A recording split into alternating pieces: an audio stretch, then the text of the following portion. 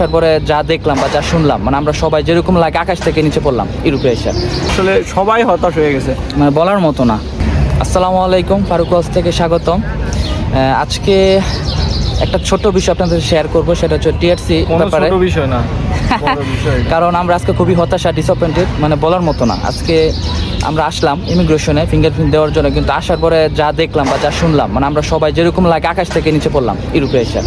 মামা তুমি একটু সব ফার্স্টে তুমি শেয়ার করো, পরে আমার বড় ভাই শাহজালাল ভাই। মামা প্লিজ। মেইনলি হচ্ছে আমরা যে আমাদের টিএসসি কার্ডের জন্য জব পাচ্ছি না, টিএসসি কার্ডের জন্য আমরা কোনো কিছু করতে পারছি না। জব যা পাইছি ওদেরকে কনভিন্স করে কয়েকদিনের জন্য করছি, টিএসসি কার্ড হলে আমাদেরকে জব কন্ট্যাক্ট করবে, এবং কি ফারুকে 4-5টা জায়গায় জব নিয়ে রাখছে।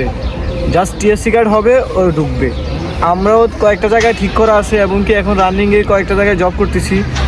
তো সব কিছু মিলে আমাদের টিএসসি কার্ডটা এত ইম্পর্টেন্ট, মানে যা বাসায় বলে প্রকাশ করার মতো না। আরেকটা মেইন কথা হচ্ছে সামার শুরু হবে 1 জুন থেকে। তো সামারের আগে সব দোকানে, সব শপে বা সব জায়গায় কিন্তু লোক নিয়ে নেয়, যে সামারের যে 5-6 মাস যে কাজ চলবে ওই কাজের জন্য কিন্তু লোক নিয়ে নেয়। সামারের জন্য আগে থেকে নিয়ে নেয়, প্রিপারেশন নিয়ে নেয়। 1 তারিখ থেকে সামার শুরু, বা আর আগে থেকে মানুষ নিয়ে নেয়। এখন আমরা যদি আমাদের কার্ড না থাকে, আমাদেরকে তো কোনো কোম্পানি বা কোনো জায়গায় নিবে না।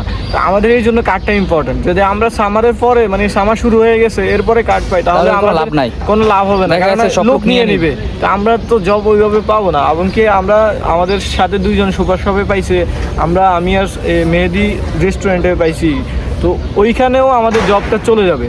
অলরেডি আমরা 10 দিন কাজ করার পরে এখন অফ দিয়ে দিছে, জুনের 1 তারিখ থেকে চালু হবে, তখন আমাদেরকে যাইতে বলছে। এবং কি জুনের আগে আমাদের টিএসসি কার্ড নিয়ে গেলে আমাদের সাথে জব কন্ট্যাক্ট করবে।